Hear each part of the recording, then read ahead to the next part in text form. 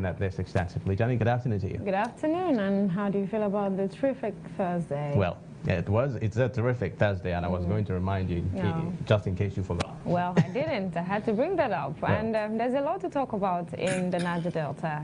Issues regarding oil. I don't know if you're feeling the biting nature of the fuel price in transportation. It is. Everybody's feeling it. No matter how rich anybody would feel they are. If you are staying in Nigeria, definitely you'll feel the crunch. But we'll tackle that much later. But still on the oil issue, from a different perspective, though, in Nigeria's oil-producing Niger Delta, the protection of pipeline structure has long been a major national security and economic issue. For years, oil theft, illegal bunkering, and pipeline vandalism drained billions of dollars from the country's economy and severely reduced crude oil production.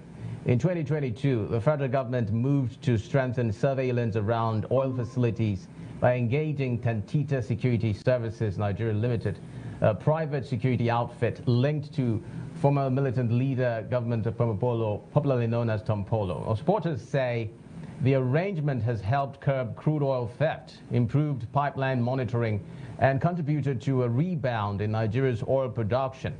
However, the contract has also generated debate across the Niger Delta, with some groups calling for its cancellation in some quarters or restructuring to allow broader participation by other communities and stakeholders. Well, this stance has generated heated reactions as persons with counter views have been described in different quarters as enemies of the nation's growth and development. We want to take apart the issues surrounding the surveillance contract, the agitations around it, and of course the broader implications for security and economic stability in the Niger Delta. We're joined by a former governorship candidate in Bayelsa State, himself also a former commissioner for environment, former commissioner for youths, and a former president and secretary of the Joy Youth Council Worldwide, as well as a fellow of the Nigeria Society of Engineers. Mr. Odang Zaradari joins us virtually from Sicily, Italy. You're welcome to the program. Thank you for joining us.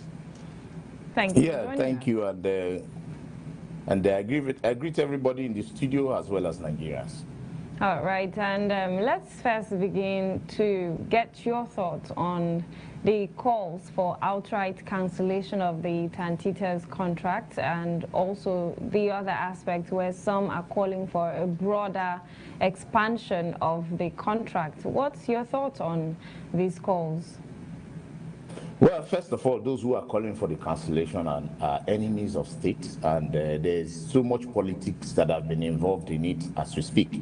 The support that the Tantita group is mobilizing for the president is making a lot of opposition members unsettled. So they are looking for all means to, shake the table. But I think that is neither here nor there. The other one of broader participation, yes, there is already broader participation. I don't think that there's anybody amongst the leaders or those who are calling for this expansion that do not one way or the other have himself participating in the process. In this kind of arrangement, because I have a history of participation and following the issues of the Niger Delta, I know that it's usually very difficult to get people to organize themselves to drive that process. So when you have somebody like a Tompolo, who has his reach all over the region and have been able to put everybody together, and again does not show the kind of indiscipline and greed that our people are used to, there is already community participation from Akwa Ibom, from Rivers, from Imo, from Bayelsa, Delta, Ondo. All people have been put together in various strata as youths, as community women, as CDC, because this illegal activities that was going on in the region has a way of bringing everybody together. Some people are just carrying POS. They are making money. Some people are supplying jerry cans. They are making money. They are all part of the value chain. So what Tompolo did was to call everybody and say, look, this activity is creating problems for us. Let us drop it, and then I will, within the scope of this job, carry everybody along. And so far, so good, my brother. Are you not seeing the peace in the Niger Delta? In the last 2 Decembers, usually before you get to the Yuletide season, you see from September kidnappings, robberies, crime escalating in the region. Ask the police, go to the DSS. You will see that the report on crime within this period and the environment with which Tompolo is in charge has been very, very reduced to the barest minimum. In fact, the last December we didn't record any incident. And those were issues that we raised to say every young person that have been involved in crime, those in court, they are a group of cultists that operate in the region. Tompolo has an engagement for those people as well. This is the first time you see an individual that will go selfless and put this money on the table for everybody to benefit. They are running an empowerment program. Just prepare your report, your business plan as a young graduate. There is an international organization that will select you, so it's not about favoritism. And 10 million naira is distributed, 800 million to people of the Niger Delta who are involved in businesses to support their business. We have seen politicians and businessmen who collect so much from the Nigerian government and do not give back to the people. Like I said, those who are calling for, they want to do, some of them, let's put them on the table and debate with them. Even the chunk that Tompolo gives to them, they don't even give to their boys. They cut the money. But Mr. Radiri, if we're looking at, there are some sects have the opinion that this is a former militant, and it looks like some form of settlement to a particular militant. And considering the fact that others were asked to also lay down their arms and go for reintegration and amnesty, and isn't that concerning that with that settlement, as it is thought of, won't others desire some level of settlement as well? For no, my sister, there's a misinformation going on. Let me clear it. Well, as at the time amnesty was pronounced, everybody is a Nigerian. Tompolo put himself together and went to bid for a project. Don't forget that our agitation as PANDEF, as INC, as IYC have been that our people must be part of the economic activities going on in our region. So if you put yourself together and go and follow the laid down NMPC process, they will give you. Must you go and be looking for how to take what somebody has worked out? See, for you to get a contract in Nigeria, there are a lot of things that you have to do. Have they registered their companies? Did they have the capacity? Tompolo and his team, not him in person, him and his team had put up a structure. Some of them had been engineers. Kestin is a fellow of the Nigerian Society of Engineers, Kestin Pondi. He has been doing business in the oil and gas sector. Matthew Tonla, if you hear of Fenov, that have been handling major HDD drilling projects in the past, over 10 years ago, these guys had put themselves together. They have been contractors to Chevron, they have been contractors to Shell that operate in their area. They have built capacity over the years.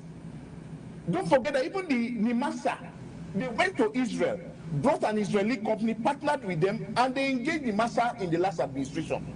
Generated so much money for the Nigerian government. As we speak, Tompolo, they put themselves together. They already have an oil field. They are producing and employing people. Put yourself together as a Nigerian. They are ex-militants. They are not ex-militants. They are agitators who said, you cannot be doing business in my environment without giving me the opportunity to showcase my capacity. The man has showcased his capacity. Showcase his capacity. Showcase your capacity. Is it easy to just get a job? I am Uday Seradri, a former president of the Joy Council. If I do not put my company together, I won't be here in Italy climbing machines and looking for the best machine that will do my project. I am preparing myself. So if NMPC advertise a project, I will get involved. Don't forget that the oil went as low as 600,000 barrels because our people said we will not allow this oil to flow until we participate. The government said put yourself together and let's see. These people put themselves together, participated in the process, got the award, just as in the north, there are companies that are doing the same pipeline in the north. All the lines that are going to Kaduna Refinery, there are other companies that are involved. There are other companies that are involved in lines in the west. Why is the Tompolo contract the only one that everybody is talking about? The Olu of Warri is also running another line in the Niger Delta. Nobody's talking about that. Why must it be the Tompolo, the one that Tantita is engaged in? Tantita is a registered organization. They were given a certificate by this Nigeria Civil Defense as a secure company. They bidded for a project and they won it because first right of refusal, because it's in their environment. So why it is refused? What are we talking about? If you want the job, go and apply, follow the process. If you are qualified, you will get. What of the lines that are going to the north? What of the AKK lines? Why are they not interested in those lines? Why must it be the Tantita? Mr. Eradari, can you hear me? Yes. Yes. Okay. A lot of quarters, some civil society groups have this opinion that one of the reasons. Which ones? You mean the funded, the sponsored groups? Well, we know them now. We saw their cases now. It is alleged that these media campaign is as a result of persons that have been affected by the crackdown on oil theft and all of that. But then with these agitations, I'd like you to give us an overview of whether these concerns are policy driven. Are they policy concerns or simply people who are chasing personal interests? It's about personal. Where are the faces? Let them come and let us interrogate them now. We keep seeing on the media, this one said this. Come outside, let's interrogate you. Let's know what your problem is. I know as a former president that the day this pipeline surveillance stops, Nigeria oil will grind to a halt, because there are powerful individuals in government and within this economic circle that were benefiting from this process that are no longer benefiting. They are angry. You saw the number of vessels that have been destroyed, the vessels that have been seized. They are not owned by Niger Delta people alone. They are, some of our people are just mere collaborators. If you go to communities, people who used to spend a lot of money, do a lot of parties, are no longer doing that because the money is not coming the way it used to come. These forces are gravitating together to see what they can do so that they can go back to business. Our environment is clean now. Before, if you drive 30 minutes on a boat, you will be cleaning black soot from your face if you use a white handkerchief.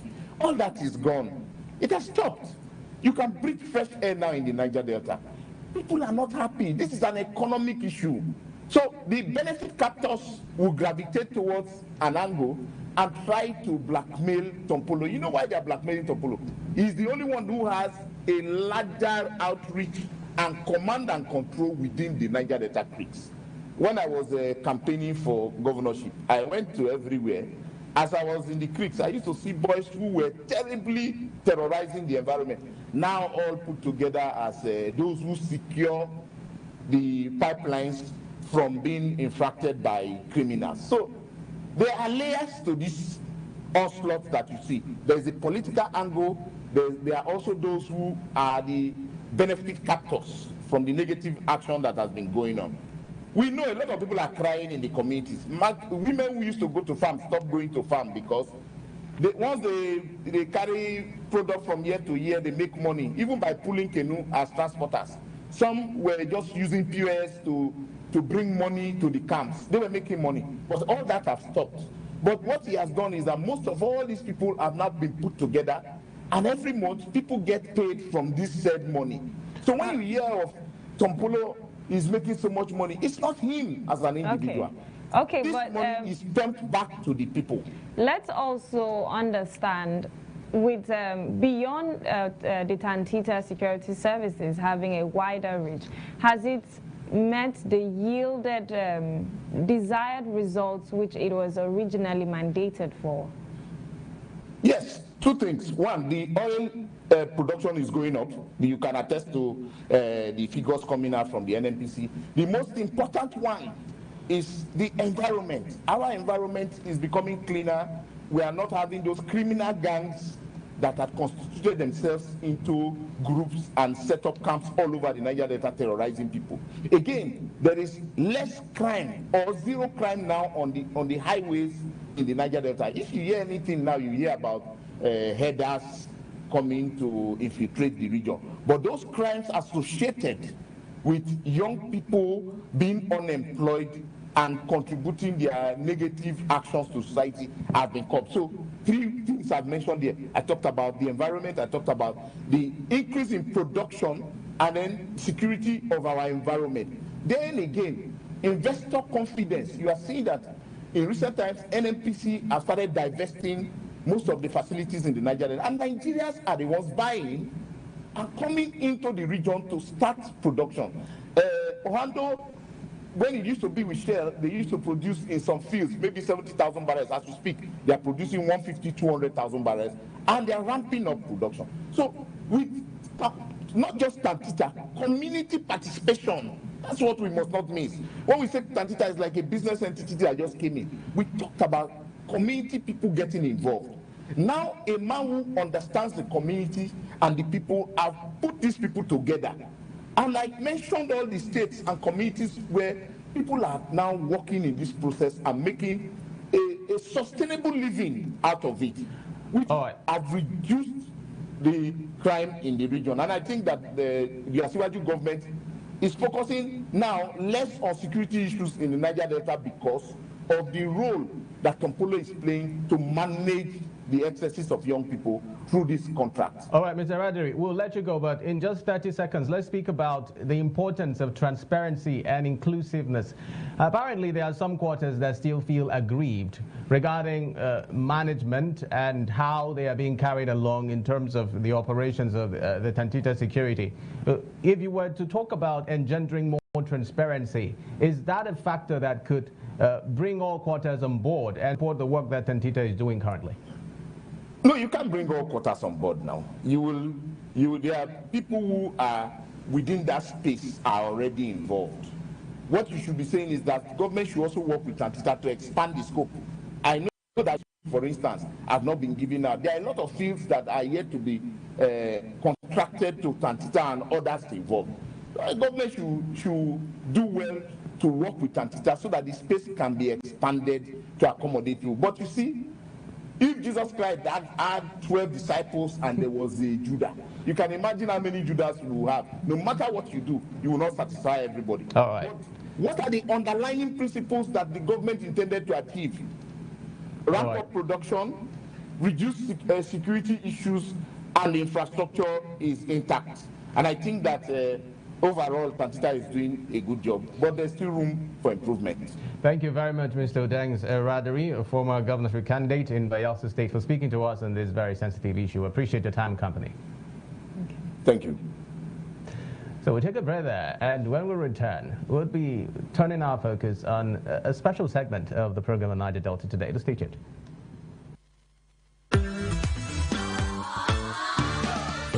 On the go. ADBN is everywhere you are. Stay connected with us across all our social media and streaming platforms for exclusive news updates, captivating stories, and more. Join the ADBN community today via our various platforms. An Avo TV app, ADBN Channel 121, Niger TV app, ADBN TV, Linuxville TV app. To get the latest news straight to your phone, join our WhatsApp TV channel. Just search for ADBN TV and hit the follow button. Turn on your notification to stay updated and never miss any part of the experience. Stay in the conversation with us across social media handles. On X at ADBN TV. Instagram at ADBN TV, Facebook Facebook, ADBN TV, YouTube, ADBN TV. Keep visiting our website on www.adbntv.com. Watch us live anytime, anywhere. ADBN TV, a part of you.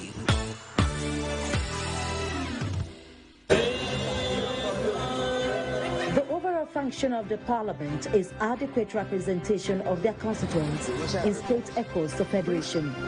Removal of fuel subsidy, resources to critical sectors such as education and health. A call to unity and progress of the Federal Republic of Nigeria.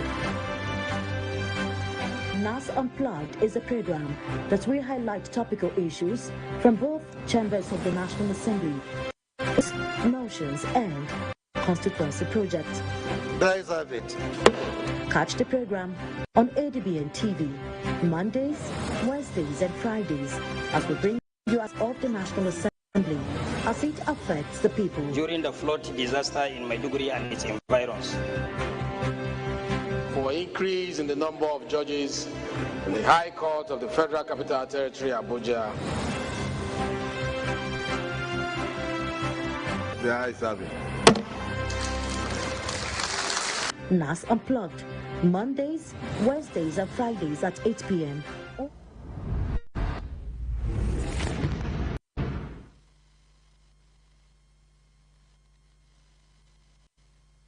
Thanks for staying tuned. You're still watching Niger Delta Today. Well, our program here is about addressing issues that affect the Niger Delta region, talking about the oil, the economy, and how the lives of the people are being managed. But from time to time, we do turn our focus on the individuals and institutions that are working behind the scene to ensure that they recognize persons who contribute to the work of ensuring that the Niger Delta stays afloat, and of course the cause of development is upheld, especially as it relates directly to the people. And today on Niger Delta Today, we have the pleasure of welcoming in our midst Alki Okpalefe is the president and founder of the Niger Delta Advancement Awards. You're welcome on the program. Thank you very much for joining us. Thank you so much. Welcome. And congratulations to you guys. Thank you. Well, our viewers would really be keen on knowing what we have in front of us today. So if you could just give us insights. Okay. Niger Delta Advancement Awards is a program we organize annually to recognize individuals, institutions, and governments who are projecting the positive image of the region. So irrespective of what you do, whether, because it's multifaceted, whether in media, whether in the ICT sector or government, there is a category that we look into and we select people every year. Now, basically, the award is grouped into two categories, broad categories, the competitive categories and the honorary categories. So the competitive category, that's where we select top 15 people. There's a time for call for entries, where call for entries are made, usually lasts for 60 days. And we ensure that nominees come from the Niger Delta State. The Niger Delta State is 9. A lot of time people misconstrue it for South State. So we pick nominee from Ondo. From Ondo, we get to Edo State, we get to Delta, we get to Bayelsa, we get to Rivers, we get to Imo, Abia, Akwa Ibom, Cross River. So there's a nominee for each state. And we put them out together for people to choose their winners. We create massive awareness for people to vote. And that's how Niger Delta today on ADBN emerges the overall winner for TV program of the year. And also, Xavier Roberts, among other TV presenters, too, also emerged as the overall best TV presenter in the Niger Delta region. This is incredible, getting to see people reward the Niger Deltans for the work they do. But let's talk a little bit about the Advancement Awards. For how long has this been running? This is the 8.0 edition. That's 8 years now. It's been on for 8 years, yes. And within those 8 years, let's look at the span and the reach. Has it been able to cut across all the 9 Niger Delta states? Yes. Because for each of these states, we have we expanded our network. We ensure that we have a representative who carries out a research, because we are a media outfit, Juvenis Magazine and TV. So we have our reps who do, apart from the media works, they carry out research. So when entries come in, we check, and when activities are also going on, they also monitor and also bring feedback to us. So well, let's look at ahead now. Yeah. Plans that the Niger Delta Advancements Awards has. Let's talk about the future now, futuristically. Are there new initiatives that you're hoping at infusing to better give you a robust outing anytime you're having these presentations? Our major challenge has always been sponsorship, because when we started, we see the vibes that we get each time we do the event across the region. We've been able to move it around. We even done a particular edition in the real year as well too, for people to see. Because when we started the program, it was in response to the negative vibes we were getting from the region, because most of our youth especially were largely shortchanged. They don't get recognized, people here. So then what they were always thinking was violence militancy. We said, no, we came together, let's start it. So when we started it at first, some people were thinking we're not serious. But when they see the process that we put into it, the timing and everything taken, and the final day, interest began to come up. And let's talk about a very crucial issue, which is the issue of merit. A lot of people might have the notion that these awards may have been solicited for or paid for, or people bribe their way through to get these awards. How do you underscore the issue of merit? How do you, what's the selection process, and how do you arrive at your eventual winners that you announce? Okay, like I said earlier, there's a period for call for nominations. And when the entries come in, we do verification. Like, take for instance, for the TV presenters, we must verify whether the presenter is working, because the programs must, for the TV, it must be owned by the station. We verify from them. Our reporters go and check. Then, for instance, maybe for a DJ, you must be working with the radio station and all that. Now, when we make all those verifications, then before we now do a press conference, we call it the unveiling, where we release the list in front of the media people, and we open our website for people to vote. Why do we vote? People have their preferences. You can have 2, 3, 4, 5 persons who are good, but somebody needs to win. Public needs to decide. But those people who have been selected have been carefully checked what they do, and hence the public needs to decide what they do. So on merit, yeah, we get some of those comments sometimes, and we understand where they're coming from, because some of the platforms, some of the things we get about them, we understand. But ours, we emphasize that the public participates, and so that the winners can emerge. Well, all right. Well, at this point, thank you very much for sharing these insights with us, and we hope that you continually get strengthened in the work that you do. I think this is where you have the table to do your presentation. Yes. Maybe somebody who's going to take a picture. Let me start with. You can just sit. Because from the presentations and from the number of presenters across the region, from Ondo to the Niger State, we had over a lot of entries, and want to say congratulations to Xavier Roberts as the best TV presenter of the year. Thank you very much. Thank you very much. Yes. Thank you. Thank you. And also this one for Niger Delta Today, ADBN Television as best TV program, because of what the impact the program have been doing in the entire region. It's a commendable program, and people are talking about it. I want to encourage you guys to continue with what you're doing. Congratulations. Oh, thank you. Thank you very much for this one. And this is for ADBN, Xavier Roberts. Congratulations. Thank you very much. And thank you, Mr. Welefe, for this very, very heartwarming event. It is truly commendable that this forum has been created to appreciate persons who give back to the society and who do what they do. It is also a much morale booster when you talk about encouraging more work and being able to invest. And on my behalf, and of course the team, Niger Delta Today, the producers who we don't see on TV, who have been working tirelessly to ensure that we are able to stay on air, the engineers in ADBN TV, all of the workers who put in their bits in ensuring that we are able to stay afloat. We must thank you. And I'm receiving these awards on their behalf, and we appreciate the work that you do and encourage you to continue. Thank you so much. I also want to tell you guys that you shouldn't stop, although there may be some there, because it comes. Even when we started this project, some were saying, it's not going to, we are in our 8.0 edition, we are still moving, we are still pushing on. And we told them that no, the Niger Delta region cannot be demarcated. We must continue to tell our story. There are people who are doing good things who are in this region, and we'll continue to bring them out. So even if you are not known, the Niger Delta Advancement will fish you out and put you in the spotlight, and everybody will know you're doing so. Thank you very much, President and founder of the Niger Delta Advancement Awards, Mr. Oxford T. Okwalefe, for speaking to us. We appreciate your time and company. Thank you for having me, President. All right, so we'll take a breath there, and when we return, the focus of the day takes center stage. Stay tuned.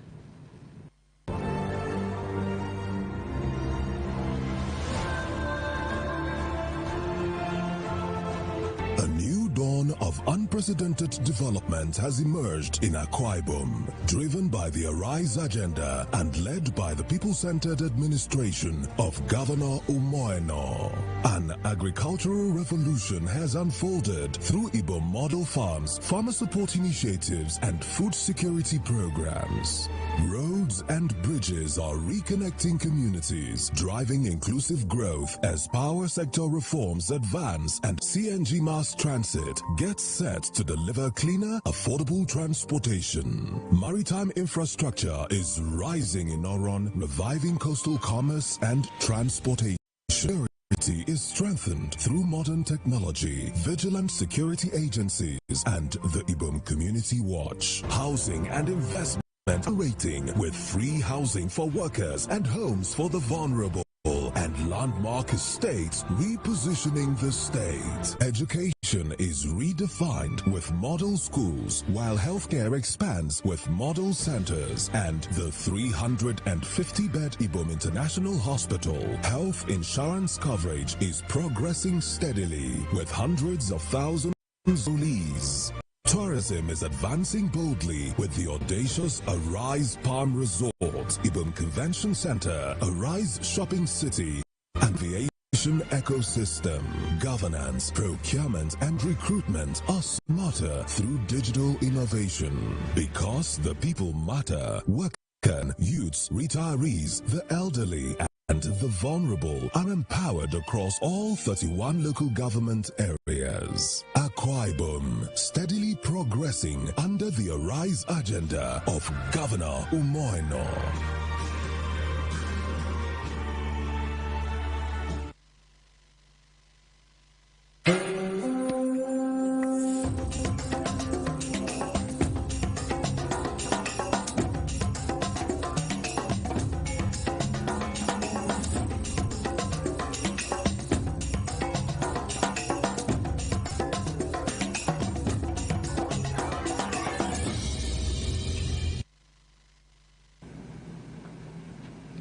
First, on Niger Delta updates, River State Governor Siminalayi Fubara has charged his newly appointed commissioners on commitment to the state, describing their screening by the State House of Assembly as rigorous. Governor Fubara made the remarks at Government House Port Harcourt on Wednesday during the swearing-in of the first batch of 5 commissioners who successfully passed the screening exercise at the state legislature on Monday. This was contained in a statement issued by the Chief Press Secretary to the Governor, Onwuka Ngeshi, and made available to newsmen. The governor said that having passed through one of the most rigorous screening exercises, the commissioners were deemed fit and ready to serve as members of the State Executive Council. He added that during the screening, lawmakers had outlined the commissioners' duties and responsibilities, and he expected nothing less than excellence from them.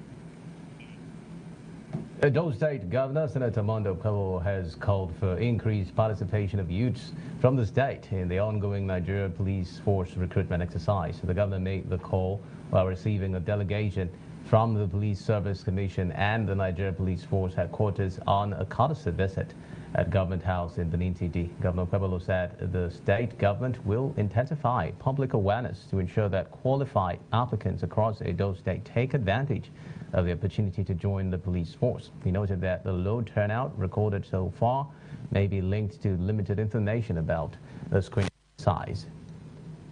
By the time we will create awareness, we will see the turnout will be very, very high. So I want to plead with you on this note. Mr. President, meanwhile, for Nigeria, for thinking state police, that is the way to go. All over the world, state police is protecting every locality because they know who is coming out from their room, they know where they are going to. Because you know that somebody knows you, be very, very careful in committing some crime. It started yesterday, but our observation is not too good enough. The turnout is low. Edo State has close to 5,000.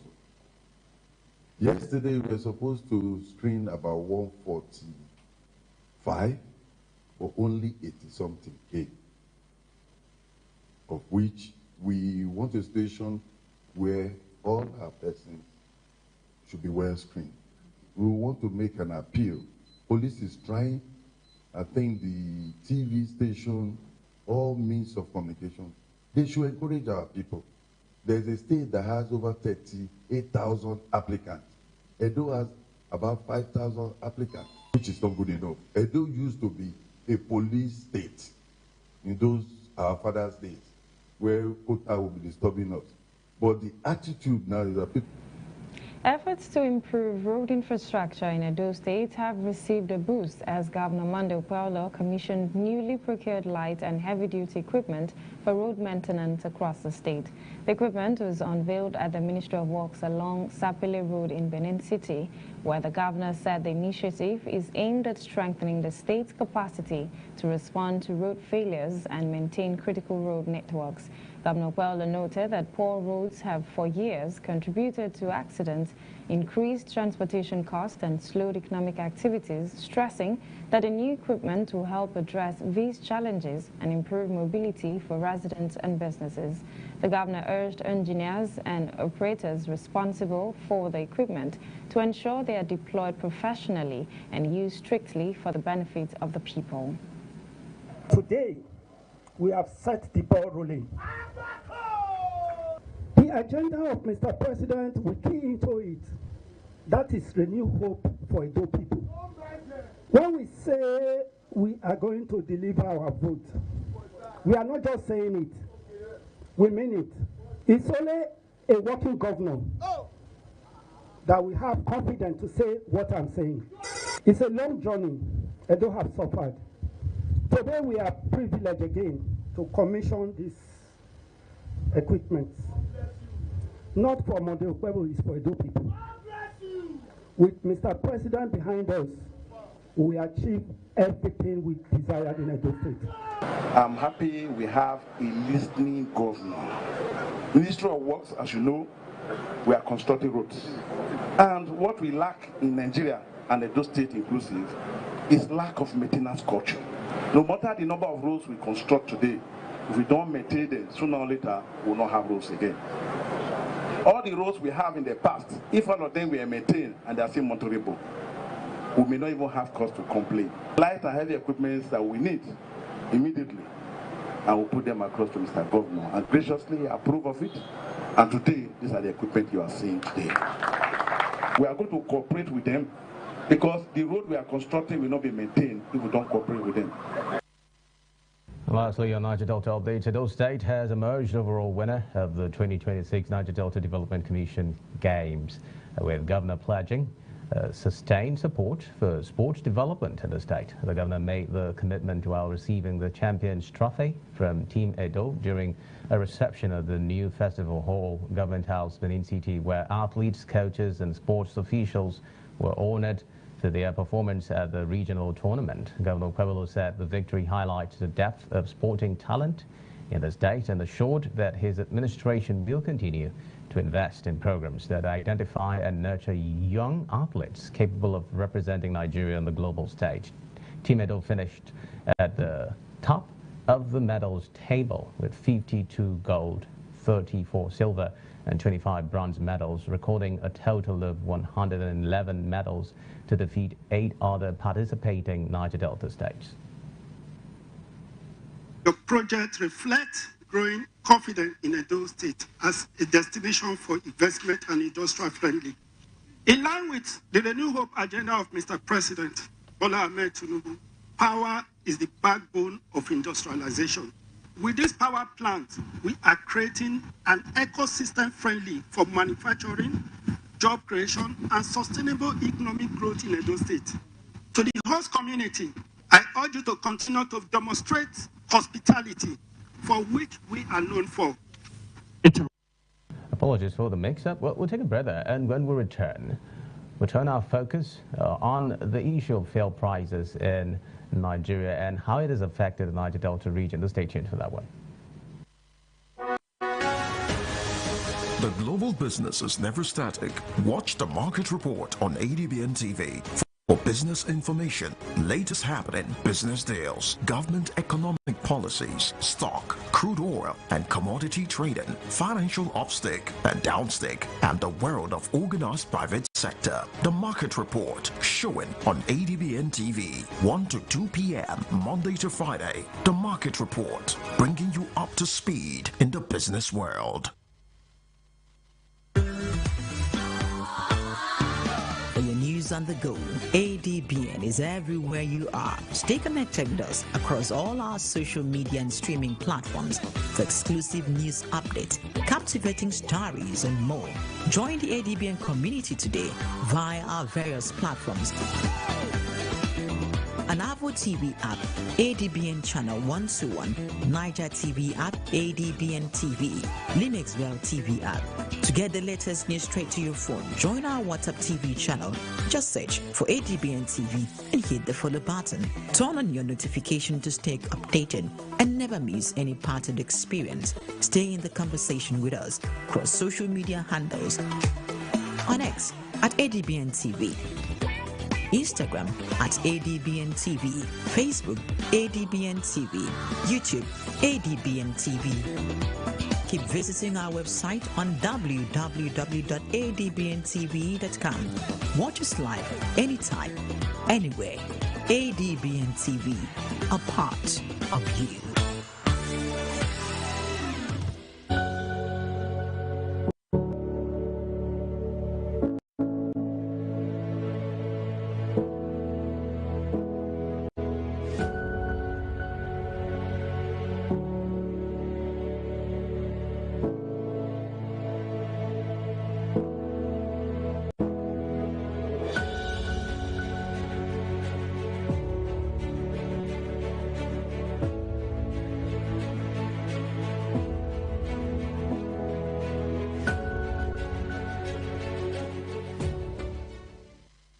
Now, the latest fuel price surge has exposed once again how deeply Nigeria's economy is tied to global energy markets. Reports indicate that with all of the happenings within the oil sector and the escalation of tensions involving Iran, the United States, and Israel, it has disrupted global oil supply routes, particularly around the Straits, a strategic passage through which roughly 1/5 of the world's oil supply is transported. As crude prices surged globally, local petrol prices also climbed, with adjustments from the Dangote refinery pushing the gantry price of petrol to about 1,175 naira per litre at the one point before market fluctuations later forced downward adjustments. So economists and business groups warn that the ripple effects could be significant, from rising transportation costs to higher food prices and inflationary pressures across the economy. At the same time, the crisis has renewed debate about Nigeria's refining capacity, with many stakeholders arguing that strengthening domestic refining, particularly in oil-producing regions like the Niger Delta, could help cushion the country against global shocks. Our correspondent in Akwa Ibom did a survey of the current situation, and here is what we gathered. The surge in petrol price, rising to nearly about 1,300 naira a litre across parts of the country, has once again exposed the fragile foundation of the nation's economy. Nigeria has about 37 billion barrels of proven crude oil reserves, making it one of the largest oil reserve holders in Africa. From crude oil, several useful petroleum products such as petrol, kerosene, diesel, liquefied natural gas, aviation fuel, and petrochemicals, among other energy-related products, are produced. According to the National Bureau of Statistics, Nigeria currently has the capacity to locally produce about 40 million litres of petrol per day, despite an estimated national demand of 75 million litres daily. However, the country continues to grapple with fuel instability and occasional scarcity, as many citizens believe the removal of fuel subsidy is responsible for the recent surge in prices. It's really affecting because the passengers some are not complying, while some are complying. So if the government will see something to do about it so that our business can move smoothly, because as it is now, the business is not moving smoothly. It's the job of the federal government to make sure that the people which you govern actually get things moving well with them. And one of the basics is having fuel. The truth is that since the removal of a subsidy, there have been low in turnover, at least in terms of litter being bought, because everybody has to key into the austere measure. So that is the basic thing. Some residents also attribute the nationwide price increase to tensions arising from the conflict involving Iran, Israel and the United States, which they say has contributed to rising global energy costs and is affecting different sectors of the economy. Some people say they are fighting in Iraq, that's why we are having problem, because the Dangote is buying fuel, it's not supplying fuel. I don't know. But what we are saying is that the government should do something about it. It's really biting on people, it's affecting the transportation fare. I believe if we had done something about the CNG intervention by now, probably this will have a very little effect on us. Beyond commercial transportation, business owners who purchase and distribute goods in bulk have expressed concern over the impact of the price hike on their operations, while calling for wider adoption of the compressed natural gas system as an alternative. The problem, I think, is with the Nigerian government. Why sell crude oil to Dangote at the prevailing price, at the international price? Why not drop it for the domestic market? I think that is the solution. They are saying we normally pay, let's just say, a little amount of money, normal time data they sell fuel in normal price, but now the driver is charging high because of the fuel high price.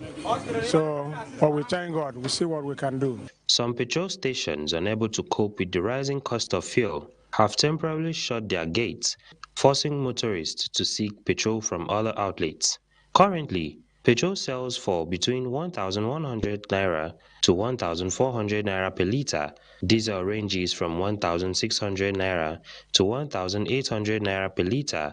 Kerosene sells for about 1,000 naira per litre, while liquefied natural gas, otherwise known as cooking gas, is sold for about 1,300 naira to 1,500 naira per kilogram. David Isong. So the question now would be, what exactly is driving these price movements? Is Nigeria doing enough to protect its domestic energy market? And could expanding local refining in the Niger Delta become a long-term solution? To help us understand these dynamics in the next few minutes, we're joined by senior energy consultant and analyst, Dr. Wisdom Enang. Thank you very much for joining us, Dr. Enang. Thank you. Good afternoon. Welcome, Dr. Enang. Thank you very much. Well, we're still studying what's going on in the country when we talk of oil and gas. And for some persons, for a while now, we've had the thought that the Middle East crisis may not really have any effect on Nigeria, especially with the fact that there is the Dangote refinery. But we're beginning to see things play out. And let's understand from the senior energy analysts, consultants, and so you'd understand the energy market and how that works. Why is that affecting us? Thank you very much. Definitely, we do expect some of the effects. The first is in the actual pricing of the risks by the insurance companies. These insurance companies that insure rates on cargoes within the Middle East region, particularly where we have the Strait of Hormuz, most of them are domiciled in London, have increased the risk premiums on those cargoes. And ultimately what that means is that the amount that we're paying factors in this risk premium.